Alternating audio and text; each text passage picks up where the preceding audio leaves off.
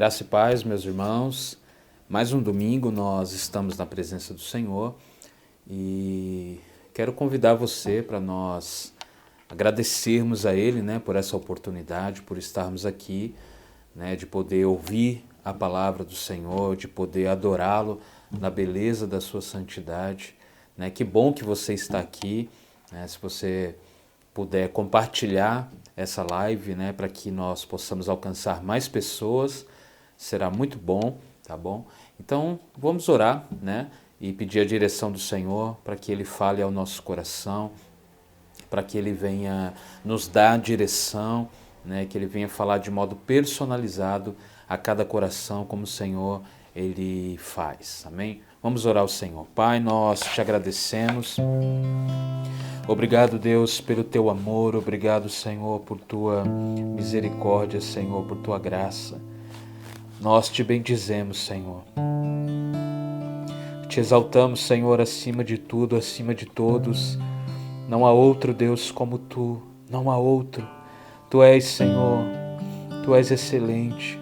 Tu estás acima de todas as coisas, Senhor. Nós te adoramos, Deus. Nós te amamos, Senhor. Te amamos de todo o nosso coração, de toda a nossa alma, de todo o nosso entendimento, com todas as nossas forças. Obrigado pela oportunidade que o Senhor nos dá, Senhor, de estarmos, Senhor, mais uma vez em Sua presença, de nos reunirmos, Pai, mesmo que nesse formato que não é o ideal, mas mesmo assim nós te agradecemos, Deus, porque mesmo assim ainda nós conseguimos, Senhor, nos reunir, Pai, mesmo de forma virtual, mas como igreja, sem perder, Senhor, a nossa comunhão, sem perder, Senhor, o nosso amor. Obrigado, Deus. Obrigado que o Senhor possa abençoar esse irmão, essa irmã, e que o Senhor possa falar ao nosso coração nesse dia, Senhor, de hoje. Obrigado. Nós te agradecemos em nome de Jesus. Amém. Amém.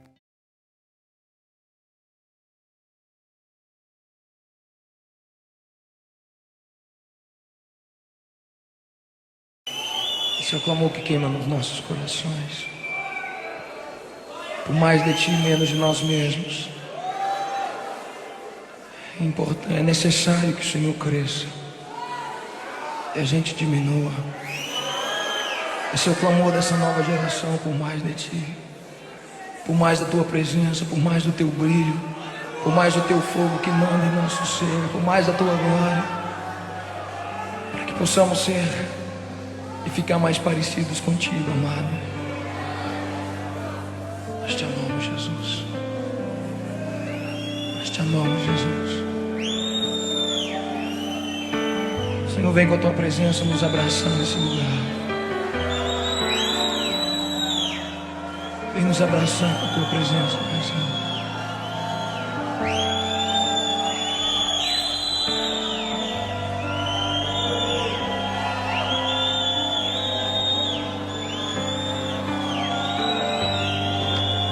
Quero ser como criança, te amar pelo que és, voltar à inocência, acreditar em ti, mas às vezes sou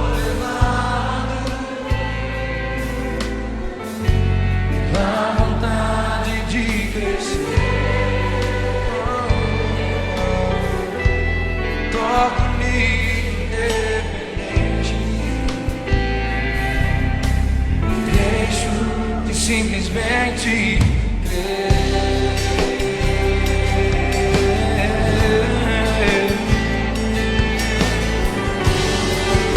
Não posso viver longe do teu amor,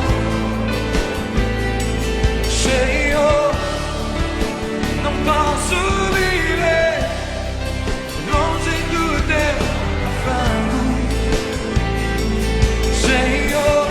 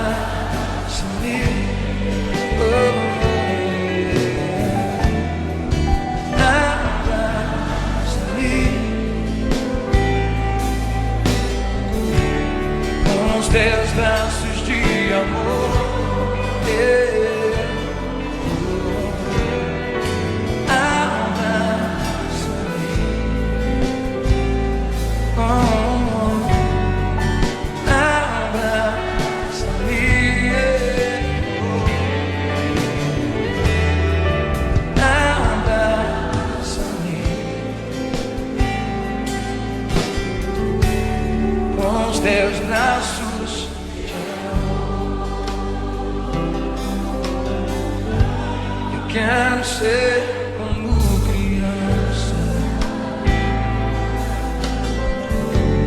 te amar pelo que és, voltar à inocência,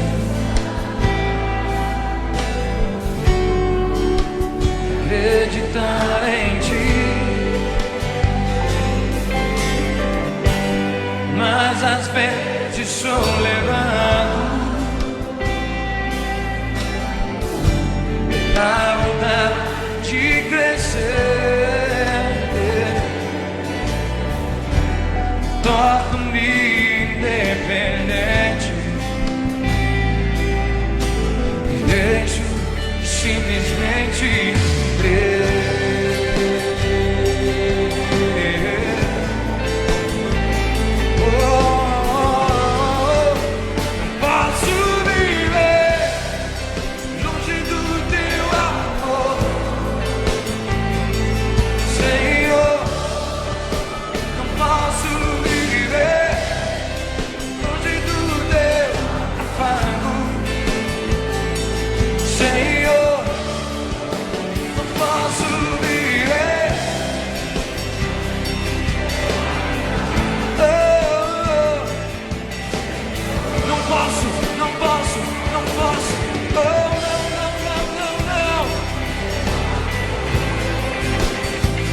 Meu Senhor, não posso viver longe do teu afago.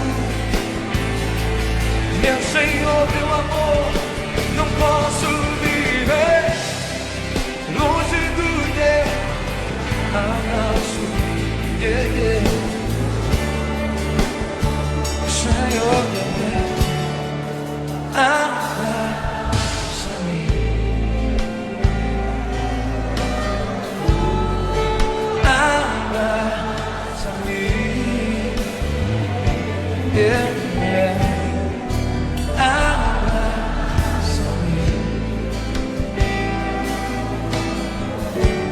com os teus maravilhosos, lindos e eternos braços de amor, ó Pai, abraça, abraça, abraça, abraça-me.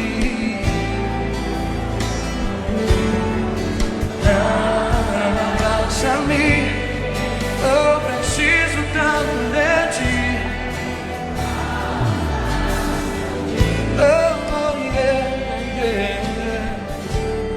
Com os teus braços de amor.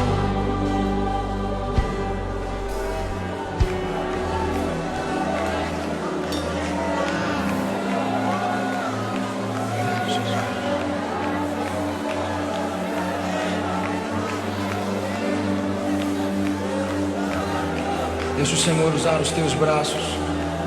Abraça o teu irmão. Abraça o teu irmão. Não precisa orar, não precisa clamar nada. Só deixa ele usar os teus braços para alcançar a vida do teu irmão. Alcançar a tua vida através dos braços do teu irmão. Deixa ele tocar naquele lugar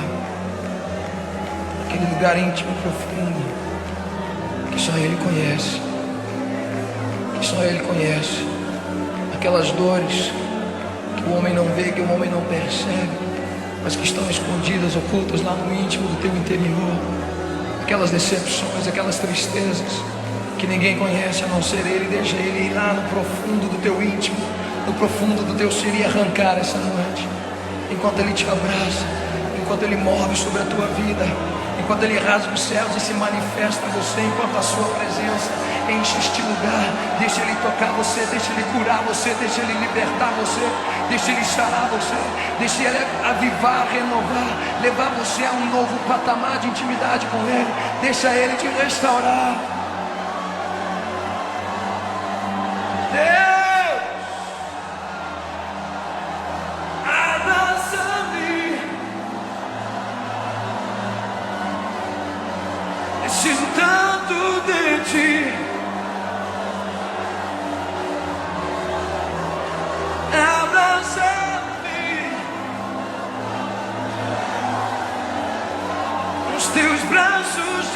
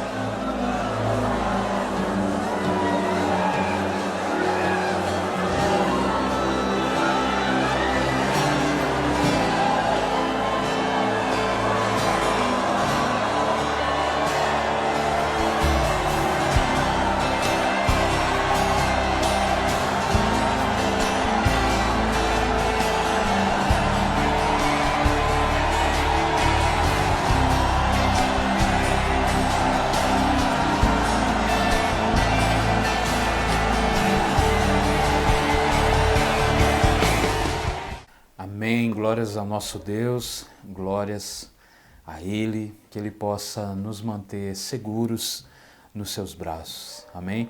Quero convidar você a abrir a sua Bíblia em Marcos capítulo 9. Nós iremos continuar a nossa série Jesus, o Filho de Deus, que tem sido tão abençoadora, na verdade. Então, mais um domingo nós estamos na presença do nosso Senhor, né, ouvindo a sua voz para ouvir tudo que Ele tem a falar ao nosso coração, né, e eu anseio por aquilo que Ele tem a falar ao nosso coração, que todos nós que iremos acompanhar nessa live, mesmo agora ou depois, possa ter uma palavra de Deus, né, para prosseguir, uma palavra de direção para prosseguir, que o Senhor venha mudar direções, venha mudar as nossas vidas, amém? Então, meus irmãos, como eu disse, nós temos falado muito aqui a respeito de Jesus e não tem nada melhor do que falarmos a respeito de Jesus. Estamos nessa série, né, de Marcos, chegamos hoje ao 26º sermão. Olha só, meus irmãos, ontem eu fiz uma conta e eu descobri que nós já pregamos 25 sermões no Evangelho de Marcos. 25 sermões, não é brincadeira, 25 domingos, ok? Então hoje será o sermão de número 26º, né, da série Jesus, o Filho de Deus, em Marcos. Foram 25 sermões e com o de hoje 26, e nós chegamos apenas na metade, né, desse evangelho, apenas na metade. Nós temos ainda até o final do livro, né, para nós expormos, para nós conversarmos a respeito de Jesus, todas as suas ações. Eu particularmente, irmãos, tenho sido muito abençoado por essa série. Tenho certeza que você também. Ver o nosso mestre, ver Jesus ali curando, salvando, revelando-se, estudar cada trecho, cada porção, cuidadosamente assim da Escritura, é algo maravilhoso. Nós saímos de 3 acontecimentos importantes em Marcos e é necessário às vezes nós fazermos, né, essa reflexão. Nós saímos de 3 acontecimentos importantes. O primeiro, Pedro diz que Jesus ele é o Filho do Deus vivo, né? Que ele é o Cristo, Filho do Deus vivo. Né? Pedro ele confessa isso, Jesus diz que foi o próprio Pai que revelou a Pedro. Em segundo lugar, Jesus ele repreende Pedro, né, naquele momento que ele está falando dos seus sofrimentos, que ele está falando do custo do discipulado, né? E Pedro ele chega em Jesus e fala que não, você não pode ficar falando, né, dessas coisas aí de sofrimento. Então Jesus ele repreende Pedro porque ele pensava apenas nas coisas dos homens e não nas coisas de Deus, querendo rejeitar qualquer sofrimento como algo que não pudesse glorificar a Deus, né? Pedro não tinha essa ideia, né, de que Deus ele pode usar o sofrimento sim para glorificar a Deus. Em terceiro lugar, Jesus leva os seus discípulos mais chegados, que é Pedro, Tiago e João, né, leva eles a um monte e ali ele se transfigura diante deles. A Bíblia diz que as suas roupas ficam mais resplandecentes, né, de forma que nenhum lavadeiro profissional conseguiria alvejar, fica tão brancas, né, e ali aparece Moisés, Elias, todos nós conhecemos muito bem essa passagem, falamos dela semana passada, né? Então ele mostra a sua glória aos discípulos, a sua natureza divina, e o Pai diz da nuvem que eles deveriam ouvir a Cristo. Então, tanto a lei ali representada por Moisés, como os profetas ali representados por Elias, eram e são submissos a Cristo, né? Estão abaixo dele. Jesus reina sobre tudo. Então hoje nós falaremos sobre a cura e a libertação de um menino, filho único, a pedido do seu pai. Então quero que você abra sua Bíblia aí em Marcos capítulo 9, nós vamos ler hoje do versículo 14 até o versículo de número 29. Marcos capítulo 9, do 14 ao 29. Vou aguardar vocês acharem, enquanto isso ou tomar uma água.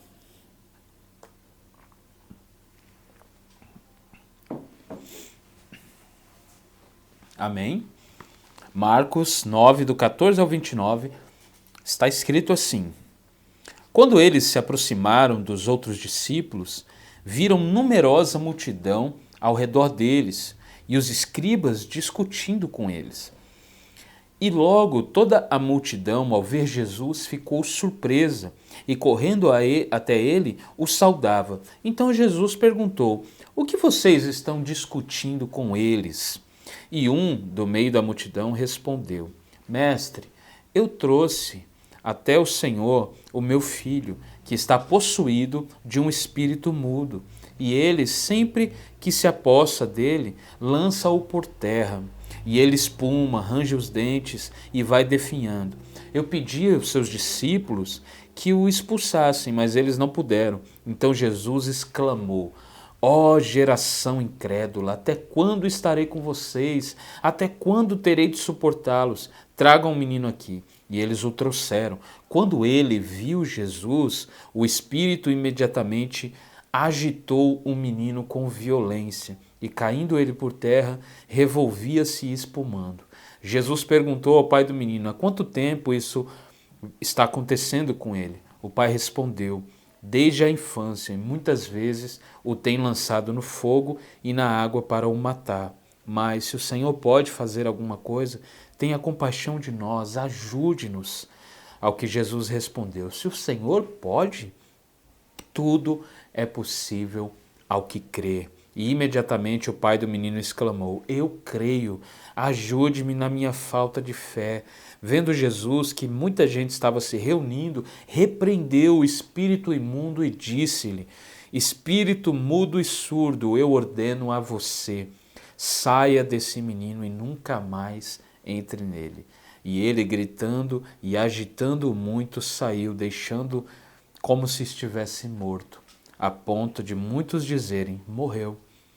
Mas Jesus, tomando-o pela mão, o ergueu e ele se levantou. Quando Jesus entrou em casa, os seus discípulos lhe perguntaram em particular: por que nós não podemos expulsá-lo? Jesus respondeu: esse tipo de espírito só pode ser expulso por meio da oração. Amém. Meus irmãos, é impossível ler um texto como esse e não se emocionar. É impossível. É impossível. Como o nosso Jesus é maravilhoso. Que texto maravilhoso, meus irmãos. Como Jesus é maravilhoso. Não há pecado que ele não possa perdoar, não há enfermidade que ele não possa curar, não há libertação que ele não possa operar. Não há. Aliás, a própria ideia de não possa ou não poder não faz sentido quando nos referimos a Jesus, porque ele tudo pode. Nós temos visto aqui nas Escrituras que ele não é apenas o Filho de Deus, mas ele também é Deus. E isso é nítido na palavra do Senhor. Ele é Deus em sua totalidade. Ele compartilha dos mesmos atributos, das mesmas características do Pai e do Espírito. Isso é incrível, isso é lindo demais, amém? Então, esse texto aqui que nós lemos, irmãos, e que está diante de nós agora, é um texto muito rico em detalhes, né? Você vê que Marcos faz questão de detalhar a história, faz questão de detalhar ali os diálogos que acontecem, né? Nós temos falado muito nessa série acerca da praticidade de Marcos em seu evangelho. Ele é alguém que costuma ir muito direto ao ponto, né? Nós temos visto isso em todos os trechos que nós temos estudado. Marcos nem sempre se preocupa muito com os detalhes, ele apenas fala o que aconteceu e pronto.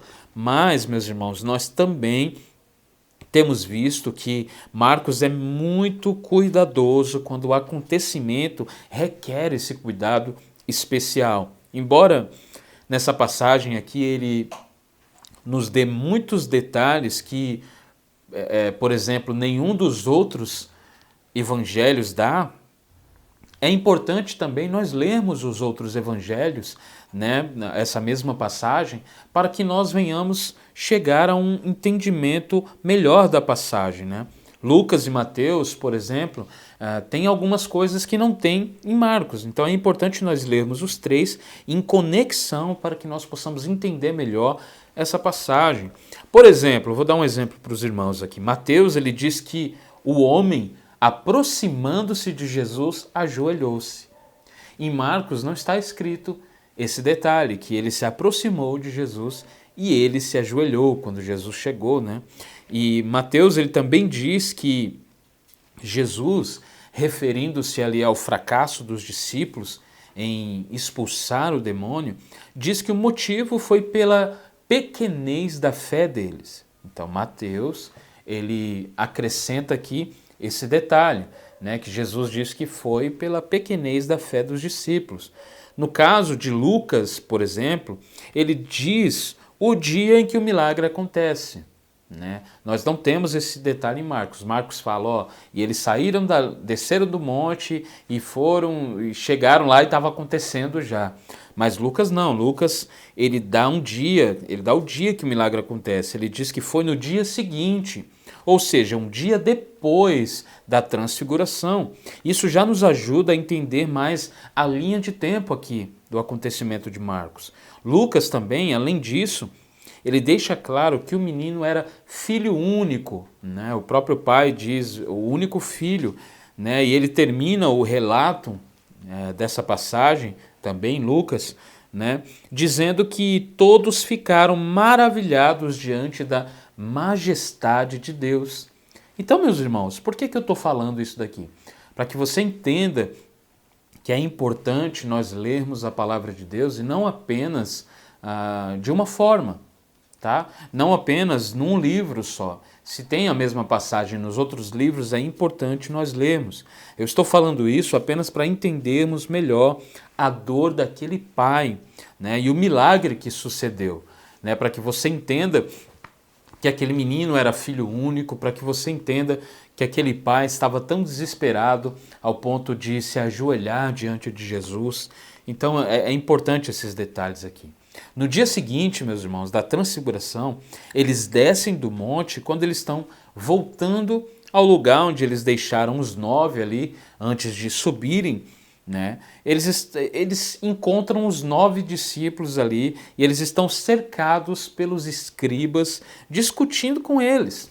A situação é a seguinte: um homem, ele trouxe o seu único filho, que aparentemente, pelo que nós estudamos aqui, né, nessa palavra, nos detalhes que nós temos nessa palavra, aparentemente esse menino sofria com uma enfermidade que parece ser epilepsia, né? Mas tinha, além disso também, um espírito imundo, um demônio que estava possuindo aquele garoto e deixava essa enfermidade ainda pior. E os discípulos de Jesus não conseguiram expulsar esse demônio. Então, é isso que está acontecendo. Está havendo ali um grande motim, né? Então, você já pode imaginar como os escribas ali, eles estavam adorando aquela situação.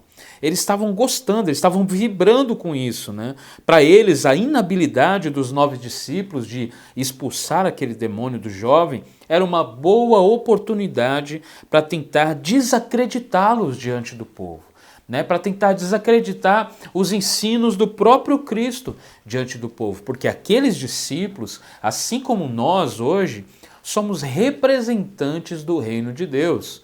Nós carregamos conosco não apenas o nosso nome. Eu não sou apenas o José, eu sou o José de Jesus. Amém? Então eu carrego o nome de Jesus. Então as minhas ações tanto glorificam a Deus como podem não glorificar a Deus. Então os escribas estavam ganhando com isso, né? O que eles não esperavam era Jesus aparecer naquele momento.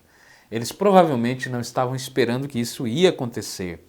Todos começaram a saudar Jesus quando ele chegou, as pessoas ficaram surpresas quando ele chegou, começaram a saudar ele, todos com certeza ficaram felizes, né? O pai ficou feliz, né? Os discípulos ficaram felizes porque estavam ali cercados, né? Não conseguiam escapar daquele julgamento, e menos os escribas eles não ficaram felizes, né? Porque, aliás, eles conheciam Jesus e eles sabiam do que Jesus era capaz, né? Então Jesus, vendo ali, meus irmãos, os discípulos em maus lençóis, ele resolve intervir e já chega perguntando o que é que eles estavam discutindo com os discípulos, né?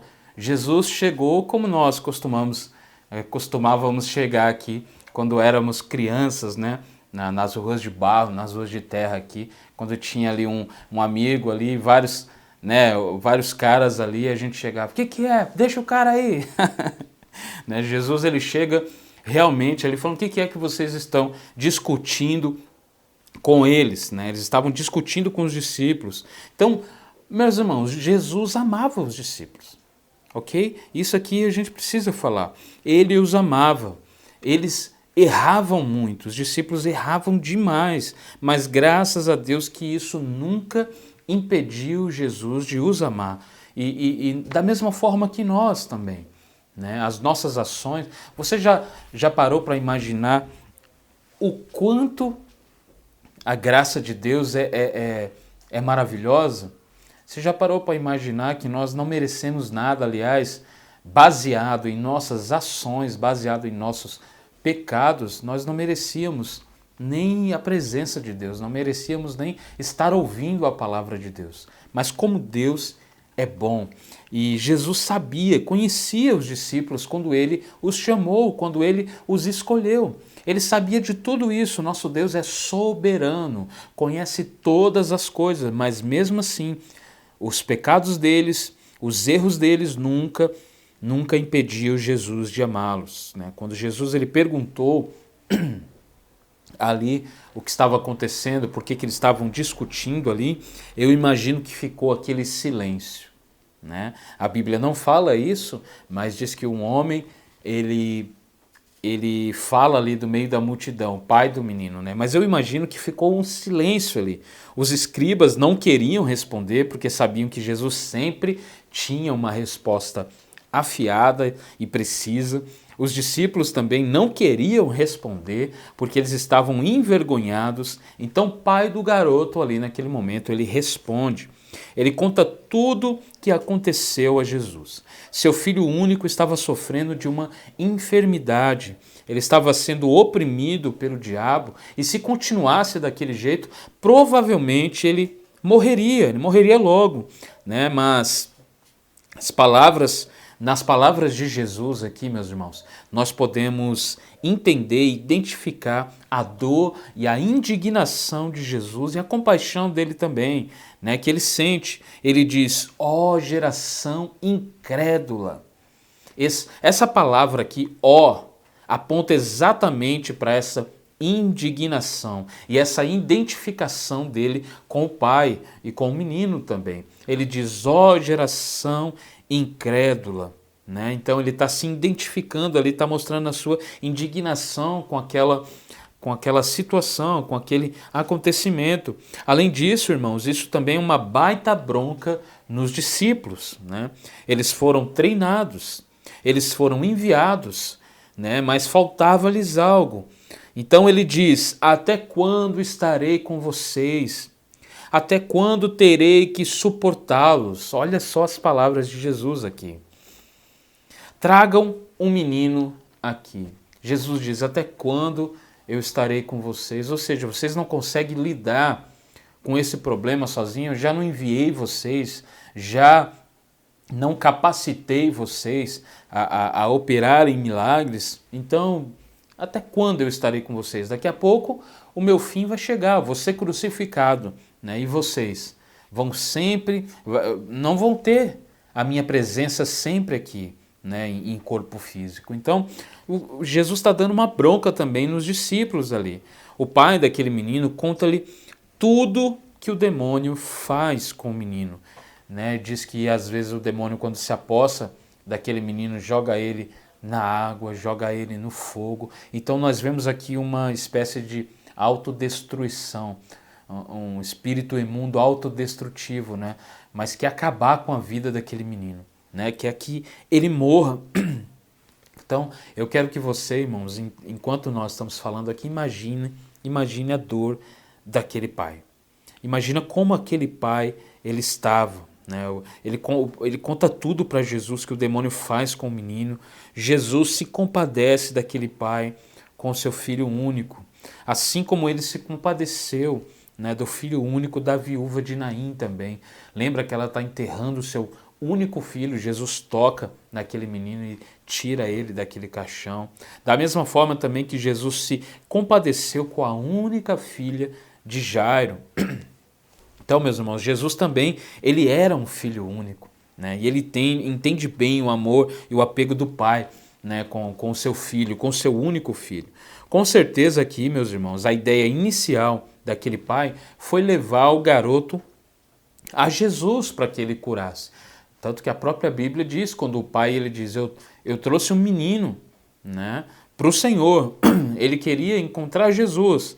A ideia inicial dele era levar o garoto a Jesus, né, para que Jesus o curasse. Então, o que acontece foi que ele não achou Jesus com os discípulos. Né?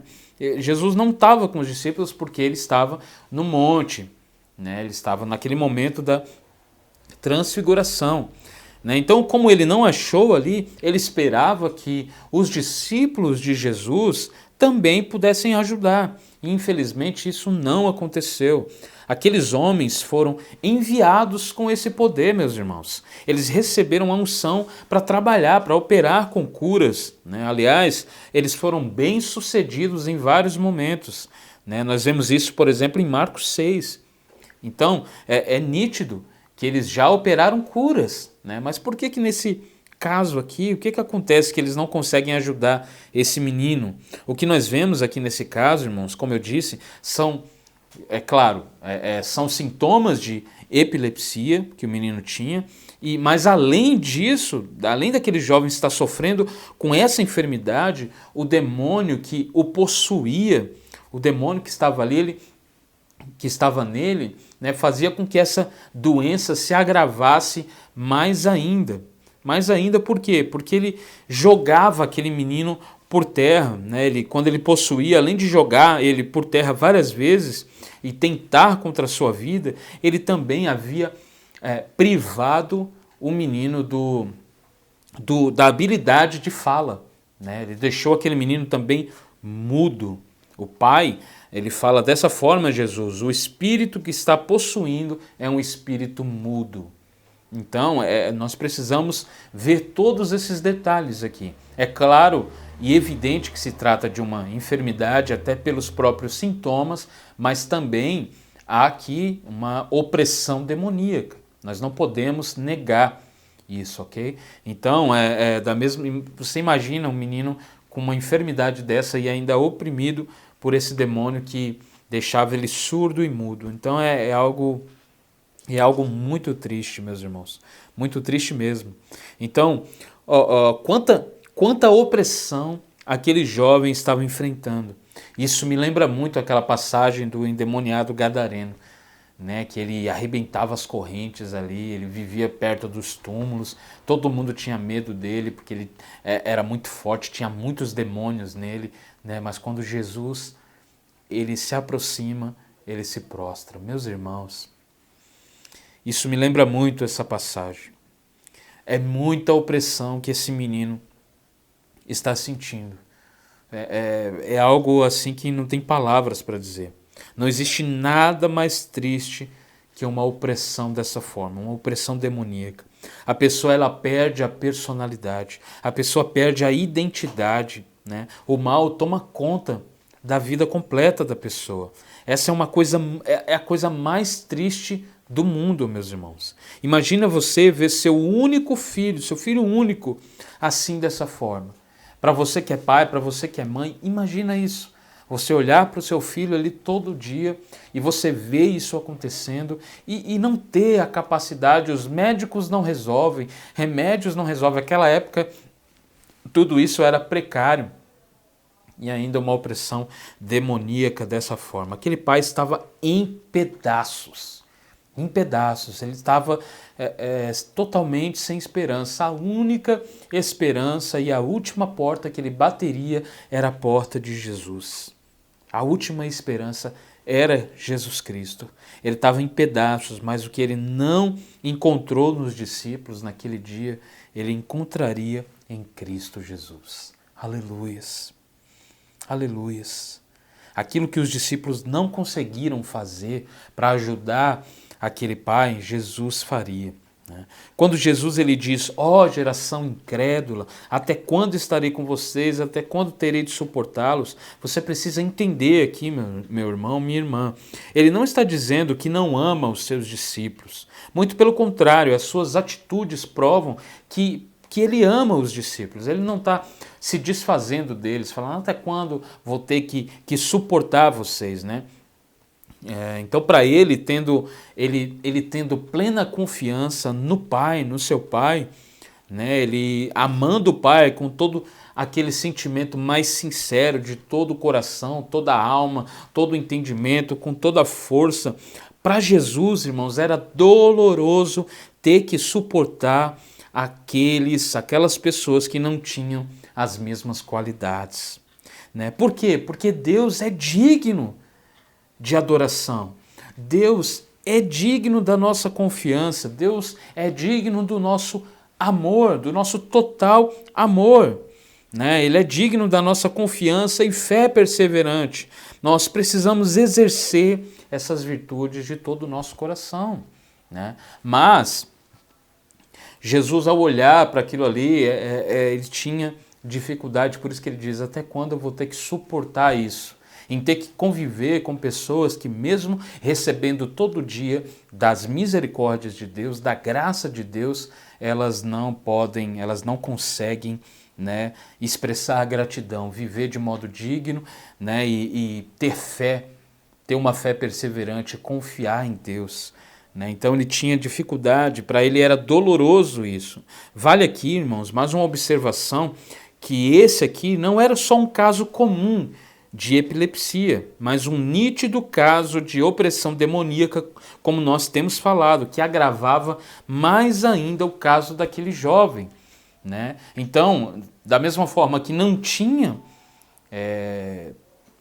tratamentos suficientes, né, para ajudar aquele jovem na época, também a experiência dele do pai com os discípulos não foi a melhor. Então ele se viu ali sem esperança, né, até que Jesus chegou. Apesar dessa situação, irmãos, é interessante notar a forma que Jesus lida com isso aqui. Ele pergunta ao pai daquele menino quanto tempo isso vem acontecendo. E é interessante a gente falar isso daqui. O pai diz que desde a infância. Que triste isso, meus irmãos. Que triste. O pai diz, desde a infância, ou seja, desde que ele era pequenininho, isso vem acontecendo. Desde pequeno, aquele pai, ele via um menino daquela forma. Você consegue imaginar a tamanha dor daquele homem, daquele pai? Às vezes, quando o meu filho, ele tem febre, eu já fico doido. Eu já fico doido, sem saber o que fazer, já quase morro de preocupação. Né? Mas Jesus aqui é interessante, ele como um doutor simpático, né? Jesus ele faz as perguntas comuns que são feitas, por exemplo, em um consultório médico. Né? Ele pergunta há quanto tempo isso vem acontecendo para aquele pai. Algo importante aqui a falar é o seguinte, Jesus ele precisava fazer essas perguntas para o pai para ele curar aquele menino? É nítido que não, é claro que não. Ele precisava fazer essas perguntas antes de libertar aquele garoto? É claro que não, meus irmãos. Né? Ele não precisava. Então, mas aqui entra aquilo que nós temos falado em todas as passagens anteriores. Né? Por exemplo, aquela que Jesus ele curou aquele homem que estava surdo. Ele colocou o dedo, né, no ouvido dele. Por quê? Porque ele estava se identificando, aquela era a forma que aquele homem sentiria o seu toque. Então, da mesma forma, Jesus está se identificando com esse homem, ele está falando há quanto tempo isso vem acontecendo. Aquele homem diz, né, que é desde a infância. Então, Jesus não precisava fazer essas perguntas, mas o pai daquele garoto precisava disso. Ele precisava que Jesus fizesse aquelas perguntas. Isso é o que Jesus faz em todos os momentos. Ele sente a dor do outro, ele se identifica, ele quer que o Pai se lembre de tudo que já passou, para que ele seja mais grato a partir daquele momento. Nossa, aleluia, glória a Deus por isso. Nosso Jesus é tão maravilhoso, meus irmãos. Aquele pai, ele veria o seu filho livre de todo aquele mal de uma vez por todas. Eles sentariam novamente à mesa juntos para compartilhar de uma refeição. Eles brincariam juntos novamente. Jesus, ele praticamente irá devolver a vida daquele jovem. E é isso que ele fez conosco também, igreja. Ele devolveu a nossa vida a partir do momento que nós o aceitamos em nossas vidas. A partir do momento em que Ele estendeu a mão para nós, tirou as vendas dos nossos olhos, né? Transformou o nosso coração. A partir desse momento nós falamos, sim, Jesus, eu quero o Senhor na minha vida e quero o Senhor na minha vida para sempre. O pai daquele jovem, irmãos, ao detalhar o que vem acontecendo com o rapaz, ele termina com um pedido. Ele diz, se o Senhor pode fazer alguma coisa, tem compaixão de nós, ajude-nos. Aquela era a última esperança daquele pai, meus irmãos. Era a última esperança dele. Note a diferença do pedido dele com o pedido daquele leproso, que nós já falamos nessa série em Marcos. O leproso diz o seguinte, se quiseres, me torne limpo. Aquele pai, ele diz, se podes, ajude-nos. O que fica claro aqui era que aquele pai, ele aceitava a possibilidade de Jesus poder ajudar. Mas ele não tinha absoluta certeza disso. Ou seja, ele não tinha fé suficiente para isso. Esse pai amoroso, ele se identifica completamente com seu filho. Por isso ele diz, tem compaixão de nós, ajude-nos. E se a mãe daquele garoto fosse viva, isso incluía também a família. O que aquele pai está dizendo é, tem compaixão da minha família. Ajude a minha família, Senhor. Se o Senhor pode fazer alguma coisa, tem compaixão de nós, ajude-nos. A resposta de Jesus é, se eu posso? Se eu posso? Como assim? Tudo é possível ao que crê. Olha o que Jesus diz a ele. Tudo é possível àquele que crê, àquele que acredita. O que Jesus estava dizendo era o seguinte, né? Traduzindo aqui, a questão não é se eu posso, porque eu posso todas as coisas. A questão aqui é, você tem fé para isso? Você tem fé? Com isso, irmãos, Jesus ele não estava limitando o seu milagre, ou limitando o milagre, à condição da fé daquele pai. Ou seja, ele não estava falando, eu vou curar o seu filho só se você tiver uma fé grande, só se você tiver uma fé genuína. Jesus não estava fazendo isso, né? Não estava limitando isso. Ele estava apenas enfatizando a importância da fé numa situação dessas.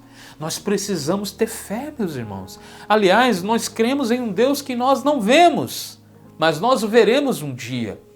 É preciso fé para isso. O escritor aos Hebreus diz que a fé é o firme fundamento das coisas que nós não vemos, mas esperamos. Então nós precisamos expressar fé, precisamos ter fé, né? Eu não sei se aquele pai ele era religioso ou não, não sei qual era, né, no que aquele pai acreditava, mas eu sei de uma coisa, ele se prostra diante de Jesus, ele entende, né, que Jesus pode fazer esse milagre, mas falta-lhe fé no coração, né? Então é necessário nós falarmos aqui que Jesus ele curou diversas pessoas que não expressaram fé genuína. Isso daqui não é uma condição. ok? Ele curou diversas pessoas que não tiveram esse tipo de fé, mas também Jesus sempre enfatiza a importância da fé. Por exemplo, quando ele cura algumas pessoas, ele diz: a sua fé lhe curou, ou seja, ele está encorajando as pessoas a exercerem fé, a acreditarem. Então é necessário nós termos fé, meus irmãos, é importante nós termos fé. Então, o que Jesus está falando para aquele homem é o seguinte: olha, ter fé é importante, você precisa exercer fé. Eu vou curar, eu vou libertar o seu filho, porém, a partir de hoje, exerça fé, tenha fé, acredite, né? Então, é interessante aqui que imediatamente o pai daquele menino exclamou, né? Ele exclamou, ou seja, exclamar é falar alto, né? Muitas vezes um grito que vem de dentro, né? A Bíblia diz que ele exclamou e disse: eu creio. Aleluia. Ele diz: eu creio, ou seja, eu tenho a predisposição para crer. Eu acredito, eu creio, mas me ajuda na minha falta de fé. Olha como esse homem é sincero, meus irmãos, mais sincero que muitos crentes hoje em dia. Olha como ele é sincero e diz: eu creio, mas me ajuda na minha falta de fé. Me ajuda porque eu não tenho fé suficiente para isso. Eu creio, eu acredito que o Senhor pode ajudar. Eu acredito que o Senhor tem poder para ajudar, porque eu já ouvi dos milagres que o Senhor fez, mas eu tenho pouca fé. Eu tenho pouca fé. Me ajuda. Essa resposta do pai foi impressionante e muito sincera. Ele está derramando todo o seu coração nesse pedido, meus irmãos. Com essas palavras do pai, nós podemos ver, podemos enxergar como ele estava desesperado, como ele estava em pedaços por causa da situação do seu filho. Em primeiro lugar, ele fez uma profissão de fé ao dizer: eu creio, eu acredito.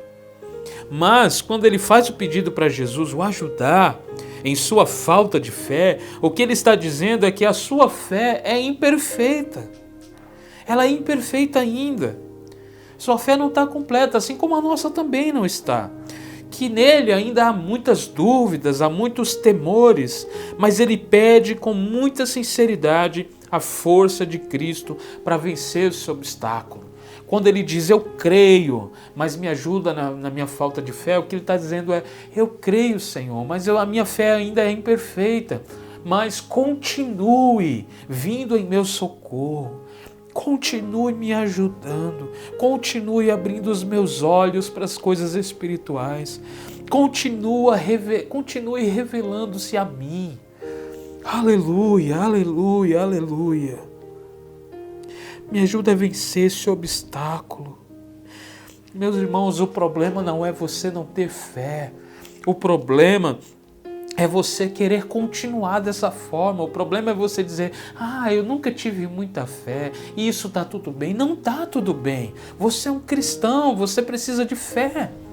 Você precisa exercer a fé. Jesus, vendo ali que aquela multidão estava cada vez maior, né, ele repreendeu o espírito imundo e mais uma vez nós vemos a sua compaixão e identificação com aquela família, no que Jesus disse àquele demônio, né? Jesus não apenas expulsa aquele demônio, ele não apenas diz para ele sair daquele jovem, mas nós vemos a compaixão dele a partir do momento que ele diz: saia desse menino e, o mais importante, nunca mais entre nele. Saia desse menino e nunca mais entre nele. Nunca mais. É uma ordem. É uma ordem. Você não tem poder mais contra esse menino. Agora ele é meu. Aleluia. Aleluia. Glórias a Deus, glórias a Deus, glórias ao nosso Senhor. aquele mal não voltaria a perturbar mais o garoto. Ele estaria livre a partir daquele momento. A Bíblia diz que o demônio saiu e o garoto ele ficou como morto. Antes de o demônio sair, ele gritou, jogou o menino de novo. E ele deixou aquele menino como morto no chão. Tanto que as pessoas já estavam falando que ele havia morrido. Mas a Bíblia diz, meus irmãos, que Jesus ele estende a mão, ele pega aquele menino e o levanta. A Bíblia diz que ele o levantou e ele entrega o menino ao seu pai, são e salvo. Esse é o nosso Deus, esse é o nosso Senhor. Que detalhes incríveis nós temos aqui, meus irmãos. Apenas Marcos tem esses detalhes. Provavelmente porque Marcos ele ouviu esse relato, essa história diretamente de Pedro, que estava, né, nessa situação. Enquanto eu li, irmãos, essa passagem aqui, eu me vi nela. Eu te vi nela. Eu e você, sem Cristo, éramos assim, como esse menino foi deixado. Como morto.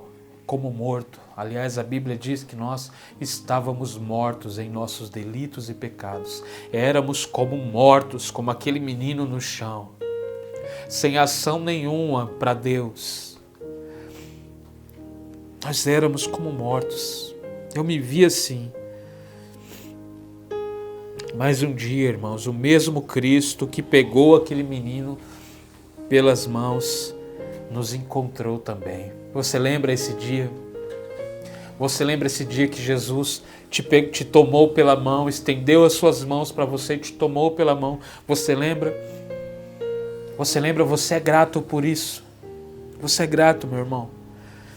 Ele nos levantou do chão para nunca mais nos prostrarmos diante de nada e ninguém que não seja o Senhor. Aleluia, aleluia. Aleluia. Ele estendeu as suas mãos a nós. Ele continua estendendo as suas mãos. Ele continua dizendo: vinde a mim, vocês que estão cansados, oprimidos, sobrecarregados pela culpa, pelo medo, pelo pecado. Vinde a mim, que eu trarei alívio sobre vocês. Eu darei alívio para a sua alma. Ele nos salvou e nos fez filhos. Nós pertencemos à família de Deus. Que privilégio! Eu quero concluir, meus irmãos. Depois desse milagre notável, Jesus ele entra numa casa e provavelmente ele tinha se hospedado na casa de algum seguidor, nós não sabemos. Seus discípulos vêm com tudo para perguntar por que eles não puderam libertar o menino.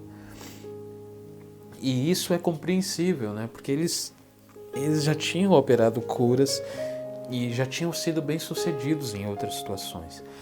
Então, de acordo com Mateus, aquilo aconteceu porque foi a pequenez da fé deles. Marcos fala de uma oração frouxa, de pouca intensidade e perseverança, né? Jesus diz que esse tipo de demônio só sai com muita oração, né? Eu sei que tem muitas passagens que traz também o jejum, mas no original nós não encontramos isso, ok? Pelo menos não nessa passagem. Então aqui Jesus fala da oração, né? É necessário ter oração, uma oração perseverante. Então Marcos está falando aqui que Jesus está falando aos discípulos é que eles estavam com uma oração frouxa, tinham pouca intensidade e perseverança. E isso é claro, irmãos, é óbvio. Se há falta de fé, logo haverá pouca oração ou falta de oração. Os discípulos estavam aprendendo que sua fé não deveria esmorecer. Não importa o tipo de demônio, não importa se o demônio era mais poderoso ou mais maligno que os outros. A oração da fé pode tudo. Aleluia! Com isso, Jesus não estava falando que era uma oração arranjada, ou seja, aquela oração que nós aprendemos e repetimos. Não, Jesus estava falando de uma vida de oração. Esse tipo de demônio não sai apenas com uma oração, olha, em nome de Jesus, saia. Não, é necessário nós termos uma vida de oração. É necessário nós estarmos na presença de Deus. É necessário nós estarmos na presença do Senhor, meus irmãos. Jesus está falando de uma vida de oração. Meus irmãos, que nós possamos nos aproximar de Jesus hoje, né, como aquele pai se aproximou, né, se ajoelhou, se prostrou diante dele. Se prostrar, né, é um símbolo de dependência, como nós cantamos no início. Ajuda-me a depender, torna-me dependente. E quando eu me torno dependente, eu deixo de apenas crer. Eu vou além. Então Jesus está falando disso, né? Esse tipo de demônio só sai com esse tipo de intimidade também, né? Então, meus irmãos, é importante que nós possamos nos aproximar dele como aquele pai. Se temos uma fé que glorifica a Deus, amém, amém. Se não temos, né, que nós peçamos ao Senhor que Ele nos ajude nisso. Né? Não é vergonha não ter grande fé. Jesus disse em outro lugar que o tamanho da fé não importa, mas precisamos crer de todo o nosso coração, que Ele nos ajude em nossas fraquezas, que nós venhamos ser gratos por tudo que Ele fez e faz em nós. Nós somos filhos e o amor do Pai por nós, irmãos, é imenso, é grande. Nós somos filhos dele. O amor dele por nós é incomparável e infinitamente maior do que o amor desse pai aqui dessa passagem. Muito maior. Ele cuida de nós. Que ele continue, meus irmãos, nos ajudando. Que ele te liberte de você mesmo. Que ele nos abençoe. Que nós venhamos aprender que muitas coisas só serão vencidas através de uma vida de oração, através da oração da fé, do poder de Deus através da oração perseverante. Que tenhamos uma vida de oração que glorifique a Deus, que glorifique o nosso Senhor. Peça isso a Ele hoje, meus irmãos. Peça isso a Deus, né? Mas haja também. Haja, coloca isso em prática. Cave mais fundo, se lance na presença dEle. Ele irá te encher com o Espírito Santo e nunca mais você será o mesmo. Nunca mais. Glória a Deus. Vamos orar ao nosso Deus e agradecer. Pai, obrigado por essa palavra, obrigado pelo Senhor ter falado tanto ao nosso coração. Continua, Senhor. Continua essa obra em nós, continua operando em nós. Continua, Senhor, fazendo com que venhamos crescer, amadurecer, né, em graça, em conhecimento, em fé, que tenhamos uma vida de oração. Deus, que o maligno não tenha poder contra nós, como ele não tem, Senhor. Nós somos filhos do seu amor. Obrigado, Deus, por tudo que o Senhor tem feito. Abençoa este irmão, esta irmã que está acompanhando. Abençoa aqueles que têm uma enfermidade, Senhor, e precisam de uma cura. Eu te peço cura, Senhor, essa pessoa. Estende as suas mãos sobre ela agora, Senhor, e cura, Deus, cura o corpo, cura os nervos, cura, Senhor, toca as veias, toca, Pai, em nome de Jesus. Toca, Senhor, o mesmo poder que tocou aquele menino, toca, Senhor, essa vida, em nome de Jesus. Pai, nos ensina a crescermos, Senhor. Nos ensina, Pai, a amadurecermos, mas acima de tudo, não perder a nossa dependência de Ti. Nós te amamos de todo o nosso coração. Obrigado. Amém, meus irmãos. Deus abençoe você, né? Que você compartilhe essa mensagem com mais pessoas. Deus te abençoe e uma ótima semana em nome de Jesus. Beijo no coração. Tchau, tchau.